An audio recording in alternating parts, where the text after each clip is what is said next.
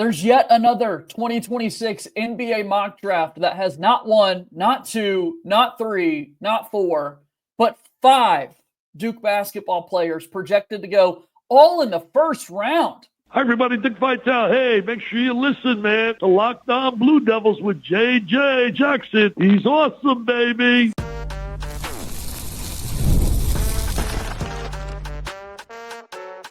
You are Locked On Blue Devils, your daily podcast on the Duke Blue Devils.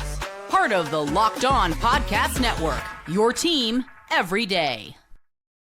Hello, everybody. Welcome into another episode of the Locked On Blue Devils podcast. My name is JJ Jackson. It's so great to have you here with us today on this Thursday, September 4th, 2025. Locked On Blue Devils is your one-stop shop where we discuss everything going on inside the life of Duke athletics. On today's show, we're going to focus a whole lot on this Duke basketball team. Another NBA mock draft has come out, and tons of Blue Devils are projected to be selected. We'll talk about what that means for this year's squad with our good pal, Kevin Connelly from Ball Durham. If you haven't done so already, please be sure to follow and subscribe to Locked On Blue Devils for free, wherever it is that you get your podcast. Be sure to leave us a 5-star rating and written review. Be sure also to watch us each and every day on YouTube. Like this video, share it with your friends as we continue to grow our channel here with Locked On Blue Devils. Glad to have all of you guys along the journey with us. All right, so without further ado, let's bring him on into today's show. My good friend Kevin Connelly back with me. Second time this week, Kevin. So good to see you always. How are you? I'm good, JJ. Thanks for having me. All right, man, we got to get into it. So we talked immediately after the draft concluded, where in 2025 here this past summer, we saw Duke have the entire starting 5 selected. And right after it concluded, Jonathan Givony from Draft Express and ESPN put out his way too early mock draft, and 5 players were selected. Well, now another big-time draft evaluator, Jonathan Wasserman, now of Bleacher Report. He's been covering the draft for more than a decade at this point, one of the best insiders that there is, put together his early thoughts, and we see 5 players selected once again, all of them this time in the first round. Duke has long been considered an NBA factory, Kevin, but look at the volume that we're seeing over these last few years, man. Yeah, JJ, you know, it's kind of crazy. You look at the recent number 1 picks, you mentioned Cooper Flagg, go back to Paolo Banchero. It's been a really good run of Duke players being drafted in the NBA over the last several years. And then obviously we highlight the number 1 overall picks, but that's not to mention the top 5 and top 10 and lottery picks as well that have been selected over the last several years. So I think it's obviously bodes well for Duke and what you expect them to be this season on the court as college players, with the expectation that there's going to be another batch of 4 or 5 first rounders on this team. But certainly it has to play out on the floor, because obviously we know you see players from certain schools that get drafted very highly, but it doesn't necessarily compare equal team success on the floor in college, because NBA executives are looking more at skill sets to help their own franchise rather than success at the college level. But obviously that all starts and stops with Cameron Boozer in the mix to be the number 1 overall pick in the 2026 NBA draft, and certainly expect to be one of the best players in college basketball this season. Kev, in my head, I'm thinking about all the Duke guys that have been selected over the last few years, and I'm like, just to prove a point, where do I want to start? Do I want to start in 2025? Because I could certainly do that. Do you want to go back to 2022 and talk about Paolo and that Final Four team that also had tons of players selected there early, whether it be A.J. Griffin, Mark Williams, Trevor Keel certainly had his opportunities at the league with the Duke basketball team. Wendell Moore Jr. from that squad was a first-round pick. Do you want to go back a few years prior to that when Zion goes number 1 overall and Duke has 3 top 10 picks with R.J. Barrett and Cam Reddish? Do you want to go back to Jahlil Okafor winning a national championship and being a top 5 guy, Kyrie Irving going number 1? It's silly, man. At the end of it, it's just, we can do whatever we want to when you're talking about the success Duke has had at the NBA draft level. Yeah, you know, and it's kind of crazy, JJ, when I mean, you don't have to go back that far, probably 10 to 15 years, and there was a conversation that Duke didn't put that many great pros in the league. Yeah. And obviously that has changed very quickly with a bunch of the guys that you mentioned. Obviously Jayson Tatum, an MVP caliber player, obviously not this upcoming year because he's going to be out with injury. But yeah, that was a conversation not too long ago. It was like Duke has these great college teams, but it doesn't necessarily translate for them having success in the NBA. But that has obviously changed over the last several years. And this is a Duke team that really, really puts good players in the pros. All right, so as we look at this now, because again, we're talking about drafting at the high level. I also could have gone even more recently in between the 2022 Final Four and the starting five going here. You look at a draft where Duke sends Jared McCain and Kyle Filipowski off to the league, right? And you see Jared McCain looking like he's well on his way to winning Rookie of the Year before his injury. And then Kyle Filipowski, what does he do? I don't know. He wins MVP of the entire summer league. Looks like he's destined for a big breakout year here with the Utah Jazz. So excited about that. But let's look at 2026 and Duke having 5 players slotted to go off to the NBA and start their careers. From a pure talent perspective, when we look at this roster, that's just further proof, man. Like, Duke's going to be a tough out for teams once we get to this tournament at the end of the year, bro. Yeah, I mean, 100%. It is. It's a testament to Jon Scheyer and his coaching staff and reloading. It's not a rebuild; it's a reload. And I think that's what a lot of the top programs in college basketball have adapted over the last couple of years with the transfer portal, and even going back to Kentucky when they were heavily the one and done freshmen, kind of what you saw Duke do as well. Really starting in 2015 with those one and done freshmen, and it ended up in a national championship.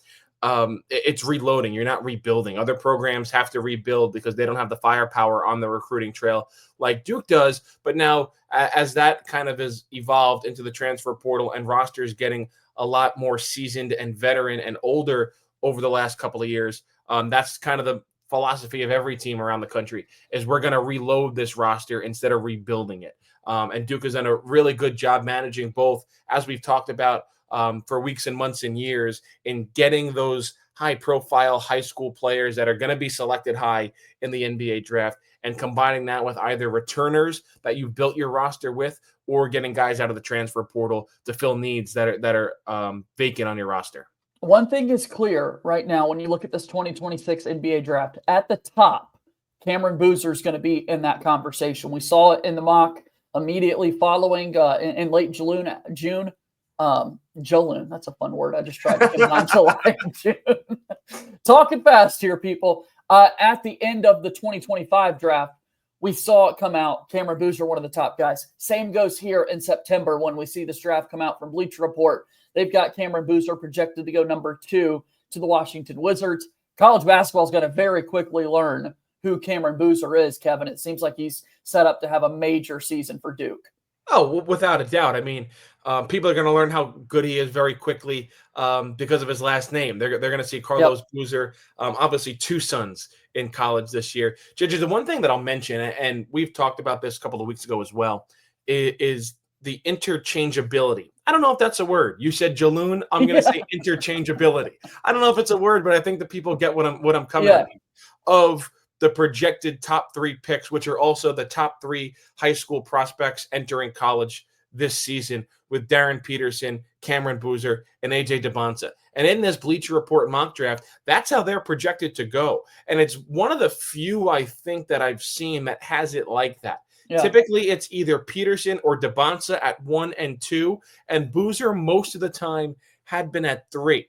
This is one of the first ones that we see DeBonsa at 3 and Boozer at 2. And obviously, you're going through this very meticulously, trying to differentiate the styles and what 3 players would each be at the next level. I think over the last couple of months, we've seen Peterson kind of take the throne from DeBonsa as that number 1 overall prospect.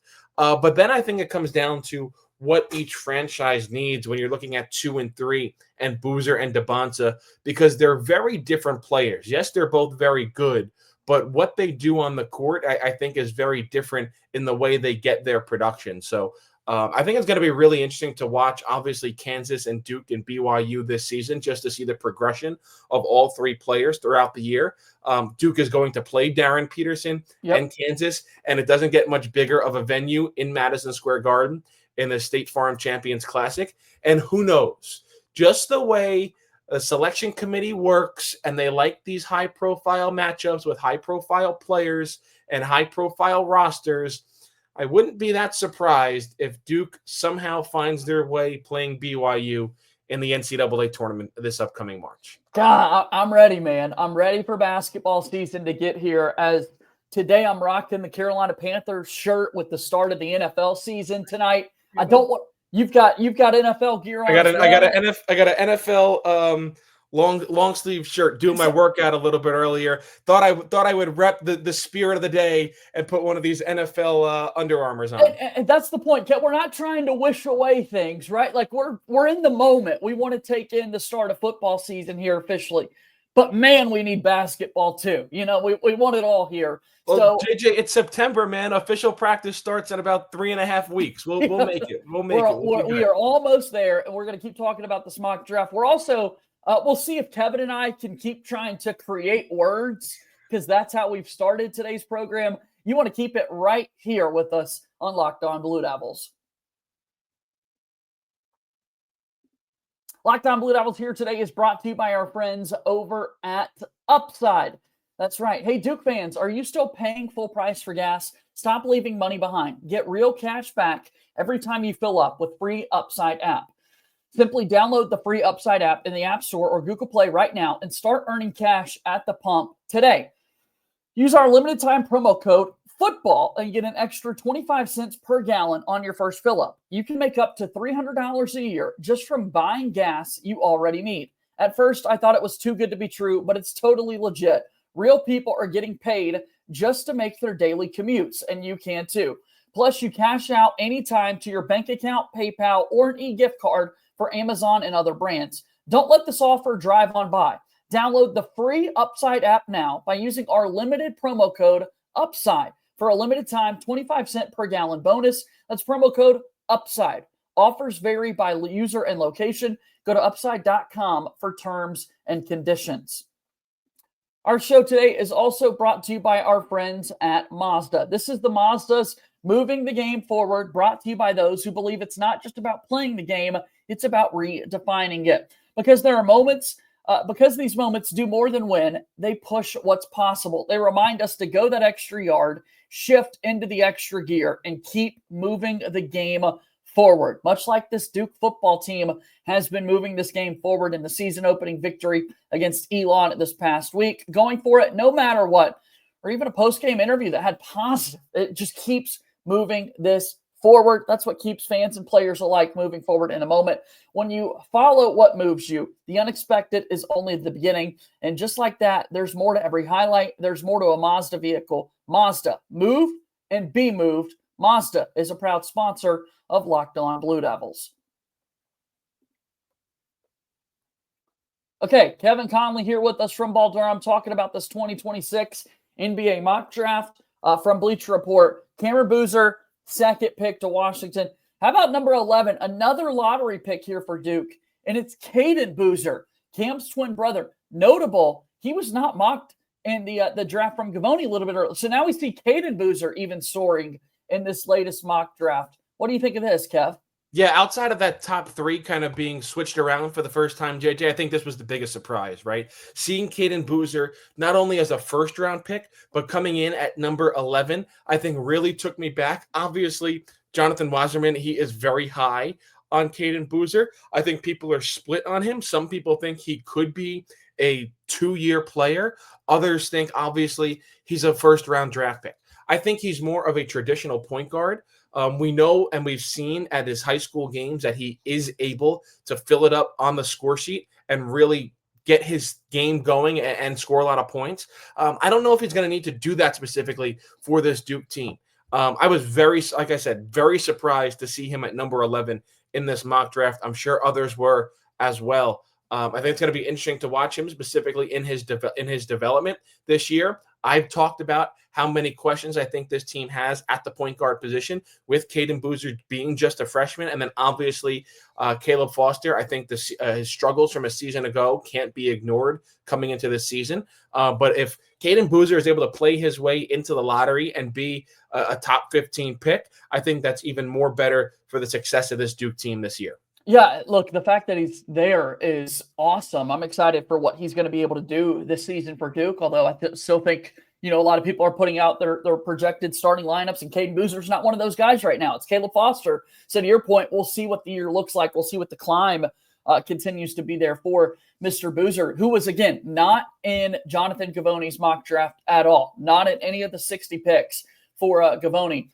who's not in Wasserman's draft is Nick Haminia, although Gavoni had him projected as a number 13 pick, so a lottery guy as well. Interesting wrinkle there. Let's get to the next guy here. Dame Sarr off the board at number 17. Here's another Duke freshman that a lot of people, you and I included, really high on, and the NBA seems to like him too. Yeah, I think, I mean, he was rumored, if he were in this past year's draft, to be a first-round pick. I think I'm going to do the one thing with Haminia first that you mentioned, and it's a lot of these NBA mock drafts this time of year. You're kind of shutting your eyes and throwing darts, right? That's kind of what this is, but it's a good conversational piece. And that's with Haminia. And Haminia and Sarr, I think, are kind of in lockstep with like their freshmen who have really good potential and there's talent there. But I think it could take some time to get that out of them. Sarr, especially, as I mentioned, with the transition. Haminia, I think, when you look at his body, when you look at some of his film from playing internationally this past summer with Team USA, I think you see a lot of good things on tape, but I think it just might take some time to develop. With Sarr, I think it's the athleticism. It's the scoring capabilities. I think there's obviously you look at the shooting, and he's supposed to be a really good shooter. Is that going to translate to the college game this year? It's interesting. He has a lot of experience playing with FC Barcelona, who plays in a really good league overseas. They play really good competition. So you think he's going to be seasoned there, and that would only help him for the college game and eventually the NBA. But I think you have to see it first to really be on board with him. Okay, so we take a look at this mock draft again. Cam Boozer, number 2. Caden Boozer, number 11. Dame Sarr, 17. And then we've got 2 more first-round selections from Duke. Patrick Gamba, the second, as the 22nd pick to the Golden State Warriors. I can't think of many Duke guys that have crossed over with the Warriors in quite some time, although you got Mike Dunleavy calling shots there in Golden State, so that would be fun to kind of see that team fit. Gamba, 22 to Golden State, and then Isaiah Evans, 24 to New York. I love that. Thinking about Showtime Slim and MSG wearing that Knicks jersey, that'd be cool. But 2 more guys there in the first round. Yeah, Gamba, I think, is primed for a really big season. I'm very high on Gamba coming into the year. Obviously, you have some health concerns. It seems like he is just a grinder. He's not going to do anything to wow you when he's on the court, but he's going to really put up good numbers on a consistent basis. And Isaiah Evans, the flamethrower, right?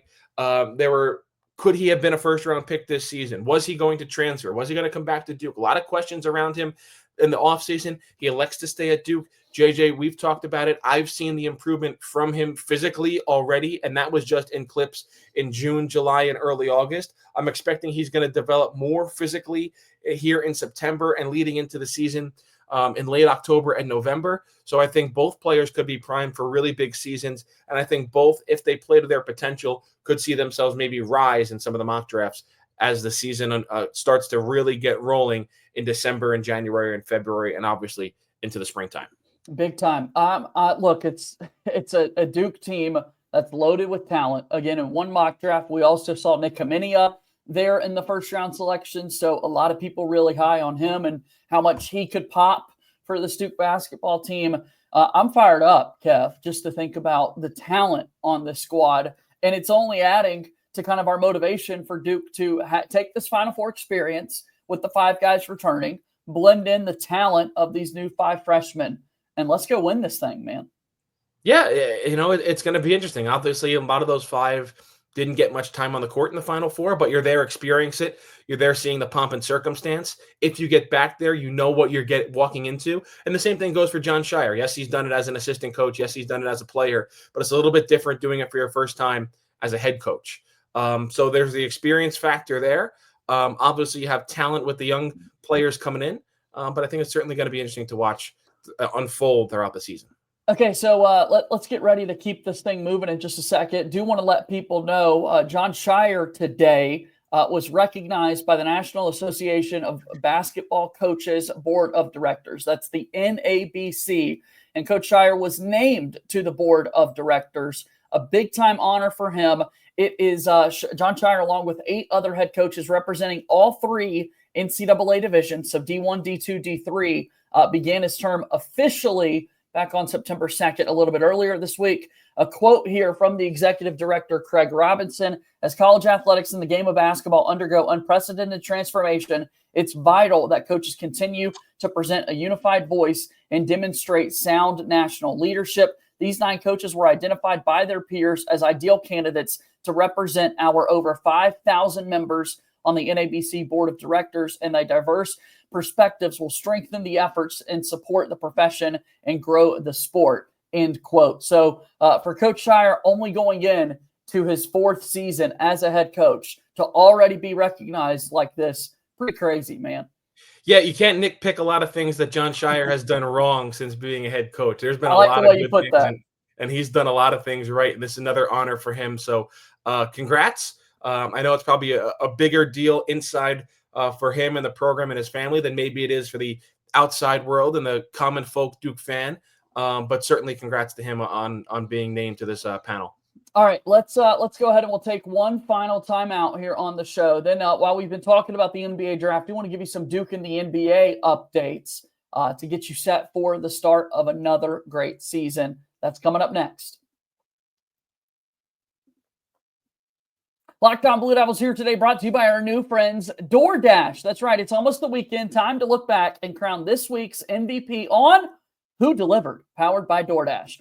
Just like you can win every Saturday with DoorDash Streaks, saving you more time every time you order. These players delivered when it mattered most. Let's break it on down. For Duke, obviously, Darian Mensah delivered in a big way with his debut as the Duke quarterback, 389 yards. When the pressure was on, he came through. No hesitation, no delay. And if you've been catching and watching week after week, this performance wasn't a fluke. Darian Mensah is certainly on a streak. And just like Mensah delivered for the Duke Blue Devils, DoorDash delivers for your Saturdays. With DoorDash Streaks, you save every Saturday you order. Stack it all up all season long, and you can save up to $250, including $100 in DoorDash credits. Order this Saturday. Keep the streak alive. Fuel your game day only with DoorDash. Terms apply. Promo period through November 18th. DoorDash is a proud sponsor of Locked On Blue Devils. All right, final few moments on the program today. I've got Kevin Connelly here with me from Ball Durham talking about Duke basketball and what's going on with the brotherhood at the next level. We highlighted the NBA draft. Why not keep people a little bit updated on what's happening at the NBA level? First team I want to talk about. Let's go to the Sunshine State, Kevin. Let's talk a little Orlando Magic here. We saw Paolo Banchero most recently appear on the Brotherhood podcast with Cameron Boozer, which was really cool to listen to. And he talked about Tyus Jones joining the squad for this upcoming season. So now we look at the Magic. You've got another team in the NBA that's going to have at least 3 players on the squad, with Paolo Banchero, Wendell Carter Jr., and Tyus Jones, who played with the Suns this past season, now going to run point for Orlando. Yeah, there's not many better, let's call them backup point guards in the NBA, which is a very valuable position, than Tyus Jones. I mean, when you look at the assist-to-turnover ratio, you look that he just comes in, consistently does his job, does it at a very high level. And this is an Orlando Magic team that's looking to take the next step in a wide-open Eastern Conference. Indeed. People don't think the Celtics are going to be that good this year or as good as they've been, obviously because of the Jayson Tatum injury that's going to keep him out for the entire year, the Tyrese Halliburton injury that's going to hamper the Indiana Pacers. People are expecting the Cleveland Cavaliers to remain good, but it's always that little bit of a question mark. It's like, how good are they really? The New York Knicks, I think, are probably the favorite in the Eastern Conference. And then it's the Orlando Magic. You can make the legitimate case that they're the 3rd best team right now in the Eastern Conference. And Paolo Banchero is the biggest reason for that and how good he's been. I know he wants to stay on the court a little bit more this season than he probably did last season with some injuries. But yeah, it's going to be a fun team to watch when the season gets rolling here. All right, we've got a few Phoenix updates in the offseason, funny enough, talking about Tyus Jones, who's not going to play for the Suns this year. He's now in Orlando. Another guy on the move from Phoenix, Mason Plumlee, is now going to go to Charlotte, a team that's got a ton of Hornets flavor already in their rookie draft class. When you look at the likes of Con Knippel and Sion James. The Hornets last season had Seth Curry. They had Wendell Moore Jr. They had Mark Williams on the interior. Now you've got Plumlee on the move, who was on that 2010 national championship team. And how about Mason Plumlee, man? keeping this career going. You got to be happy for him and what he's been able to do. He's now 35, Kevin, and still able to go out and sign NBA deals. Yeah, it's pretty crazy that he's still pumping along in the NBA. You just don't see the longevity from players like him that often anymore. So congrats to him that he's still in the NBA. See how much playing time he gets with a really young Charlotte squad, but it feels like the Hornets were trying to reshape their image this offseason with some of their draft picks and some of their offseason signings, trying to get more professionals in there to lead this really young roster and teach them the ways of the NBA and how to conduct themselves. So we'll see how good it works for JJ, your hometown team. Yeah, exactly. All right. Another squad to talk about are the Phoenix Suns themselves with what they've been able to do this offseason. Last season, they had Grayson Allen along with Mason Plumlee and Tyus Jones. Don't worry, Grayson Allen still has Duke friends on the squad for this upcoming season because in comes Mark Williams and then Kaman Malawach was drafted there. So that's a pretty cool front line to think about in Phoenix. You've got Grayson Allen shooting threes from the outside, and then on the interior, Man and Mark Williams. Yeah, Grayson Allen, I think not a lot of people expected him to be a really good NBA player, and he has been. Just look at his career earnings and look what he's done at his various different stops, and felt like he's gotten a home now in Phoenix. But yeah, Grayson Allen's been a really good pro. I think Mark Williams, obviously, when you look at that trade that was voided or he failed his physical, however you want to describe it with the Lakers at the trade deadline. And then Kaman Malawach. So there's going to be two Duke centers commanding the paint down low for Phoenix, who obviously is in a little bit of a rebuild, trading Kevin Durant and whatnot. But we'll see what they're able to do this year. But they certainly have some young Duke players who have the potential to make an impact from day one this season. When I think about Grayson Allen, another guy that comes to mind pretty quickly, a former teammate of his, and a guy that's turned out to have a remarkable NBA career as well, shooting the ball from the outside, Luke Kennard. He's on the move this offseason, played for Memphis this past year. Now he's going down to Atlanta, another pesky team. They'll be coached by Quinn Snyder. Shout out the brotherhood here again. Jalen Johnson continues to be a big focal point of what the Hawks want to do there with Trae Young. But Luke Kennard, man, what a steal he's been here at the league. JJ, it's tough to keep track of all these guys moving around and shifting around. It's crazy. But yeah, Luke Kennard, he's been a solid pro as well. Sharpshooter off the bench for a lot of really good teams. And similarly in that Eastern Conference with the door cracked wide open, the Atlanta's trying to make a push, and they're hoping Luke Kennard's able to fill out their scoring and help them win a couple of more ball games this year. Okay, last thing I want to talk about here is in Boston, we talk about Jayson Tatum quite a bit, deservedly so. He was seen this past weekend at Pro Devil Weekend, smile on his face as you would expect when he's around people that he just loves so much. Obviously had the devastating Achilles injury in the playoff series against the New York Knicks. A lot of people now getting a little optimistic with how well he's recovering, Kevin, which is great to hear. Although, again, it's an Achilles tear. Like, let's be real here. You don't want to rush this thing when you're making your return back. Exactly. I mean, you're looking at 11, 12-month injury, and I think the Boston Celtics know that is the future of their franchise, and they'll be willing to punt on a season. When I say punt on a season, I'm talking about a second-round exit, a first-round exit.